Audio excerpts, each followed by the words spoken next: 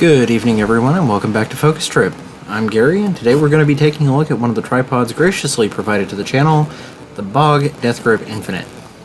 The Infinite is a successor to and general improvement on BOG's original Deathgrip line of tripods. Gone are the terrible cam locking legs that seem to break every time it fell over, and to replace it we have the more industry standard twist locks. The ball head is Arca-esque, more on that later, allowing the shaver to shed about 1 1/4 pounds of weight with the appropriate rifle. The BOG Infinite weighs 6.53 pounds with the head and 5.28 pounds without it. It's got a maximum height of 57.5 inches. For reference, I'm 5'9", and here I am shooting off of it standing. One of the things I've always liked about how BOG does things is how the leg angle is adjusted, as opposed to something like the Vortex Radian. Video coming soon on that, by the way. Subscribe and turn on notifications so you don't miss it. This one has a 3-position slider for 20, 45, and 85 degree leg angles. Still not sure which one is better, but I happen to like this one. The feet have the option of rubber or long spikes. And this is where we do the focus trip thing and start pissing off the manufacturer sending us stuff. None of the threads were deburred. I cut myself on one of the screw heads. Guys, I really need you to do better here. This tripod is at least an 80% solution for many people, and it's at a price point that's well within the working man's limit. I really want to recommend it, but the feet were 3 for 3 with burrs. If something that big can slip past your QC, how are we sure there aren't something like voids in the carbon fiber? Anyways, after I took a wire brush to them and hit the sharp edges with a file, I'm pretty happy with these spikes. They dig into softer terrain like dirt and rotten wood or moss quite nicely, and they lock the whole system in place. The original, and I'm going to keep comparing the Infinite to the original, I bought the thing, used it for about 3 years before I got tired of it breaking every time it fell over, has much shorter spikes that were hidden inside the rubber feet. Twist the foot one way to expose the spike, twist it the other way to hide it again. It's kind of nice. These guys are screwed in place, and you need a coin or a screwdriver or bullet case or something to take them out and put them back in again. It's more stuff to lose, but then again, you gain a lot of extra length. There's a lot of bite here. The rifle we're going to be using to test out this tripod is my Hardened Arms 7mm 08 AR-10.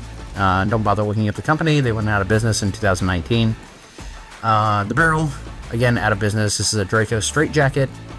Sitting on top, we have my ZCO 527, linked to John's video on this exact scope in the upper right. This rifle is just over 16 pounds without a magazine. We're also going to be using my 7.62x39 Bear Creek Arsenal Anderson Manufacturing poverty build, just to see how well the clamp works with a super thin AIM Sports rail. The original didn't work out too well, so we'll see how this one works. This next part is purely subjective. In my opinion, I don't like this ball head. I'm pretty sure the only reason I don't like it is the lack of an independent pan adjustment, as every other tripod that I've used has some sort of an independent pan adjust, and this one is entirely dependent on the ball. The ball is smoother than some others though, including ones many times this price. It's incredibly lightweight, probably because there isn't a separate mechanism for adjusting pan. Also, because of how the ball head is designed, you can't take it off and swap it for another one, say with a higher weight limit for more rigidity, or a pan adjust, or a QD mount for the Arca plate. Last up, we've got the Deathgrip part itself. This is the clamping mechanism that is, as I said, it is not in fact Arca spec, but I suspect this one's done on purpose and isn't just a failure of the QC. Putting your gun in a clamped style mount will never be quite as secure as Arca, but it doesn't require any additional hardware. For instance, the Geisley Mark 18 is a 15-ish inch rail with an integrated Arca rail at the 6 o'clock position. Costs over $400, and that's just about as much as this tripod. Even this Odinworks Arca section that I've got on the 708 is $45 per piece. There's cheaper stuff available on Amazon, but I haven't played with it, so I can't go recommending any of it. Use at your own discretion. So why do I keep calling the Deathgrip Arca-ish? Well, that's because it looks like it's been made, intentionally, to be a few thousandths smaller than spec. So it doesn't fit quite right in an Arca clamp. but it works just great on a tripod that it was designed for. Here you can see what I mean on my camera tripod, which has an actual Archispec clamp on the ball head. And here it is on the Vortex Radian. And just to be completely sure this wasn't just a failure of the QC, I checked another Deathgrip, and I checked 2 other rails that they sent to me. They all fit similarly. So unfortunately, you can't just use the Deathgrip clamp on any other tripod that you happen to have lying around, or should you choose to upgrade in the future. With an MSRP of $450 and being available on Amazon for about $350, the BOG Infinite falls quite nicely into the budget category of tripods, and it makes a pretty good showing of itself, despite being proprietary. I'd really like to see BOG not crank up their quality control and hopefully implement an independent pan feature for future generations. They did a really good job on the 2 new tripods that they developed. I'm looking forward to see what Gen 3 looks like. All that being said, thank you for watching. If you made it this far into the video, go ahead and call your parents and tell them that you love them. Peace off. All right, so here we are out on the range today.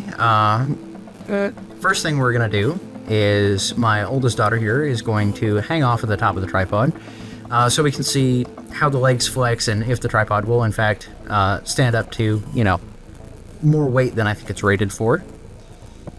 She's doing a fantastic job. Everybody say thank you down in the comments. Secondly, I'm going to go ahead and extend the thing completely out. So this would be like it's sitting fully extended next to, like, leaning up against your truck. This is how I broke most of my tripods. And we're going to go ahead and drop it. I'm going to aim for this log or possibly a rock. And we're going to drop it 10 times and hopefully hit the locking collars on each time. And we'll see how it does. Alrighty. And finally, here's my best attempt at shooting through the scope, or filming through the scope, so you can see what it looks like to shoot off of this tripod. This didn't work out very well, but it keeps the rifle on target pretty well. Again, I'm using the Arca mount portion and not the Deathgrip head for this one right here. But I did manage to hook it up to my 7.62x39, and it worked out pretty well. It's still a little bit looser than I would like, but it does work. There's enough flex in the legs that it acts as an additional shock absorber, so all of the terrible recoil from 7.62x39 or 7mm 08 gets absorbed into those carbon fiber legs. Think of it like a fishing pole. If you're onto a big fish, it acts as a little bit of a shock absorber. Think of it like that.